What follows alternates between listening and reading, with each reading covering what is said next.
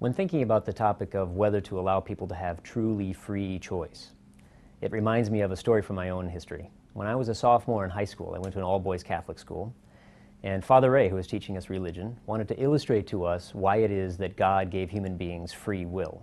And here was the story he used. He said, imagine you were walking down the street, a beautiful woman is walking towards you, and you have the power to snap your fingers and make her fall instantly, madly in love with you. Just imagine you had that ability.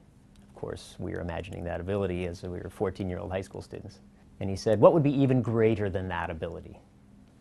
Now, of course, we're thinking about that too, 14-year-old boys. And he said, no, what would be even greater than that ability is if she fell in love with you completely of her own accord. That's a really profound moral insight. Now, Father Ray's point was that that explains why God gave us free will. Could God have commanded our obedience? Of course, He's God. But that would have been demeaning both to us and to Him. It would have been to not respect us as moral agents. But we can put the religious part of that aside and just think about that core moral insight. What it means to respect a person as a moral agent is to give that person the opportunity to choose, even when you know that sometimes they'll make bad choices, sometimes they'll choose things they shouldn't, sometimes they'll choose things that even they themselves will regret later. Respecting the dignity of a human being is giving that person the freedom to choose good and sometimes, yes, bad.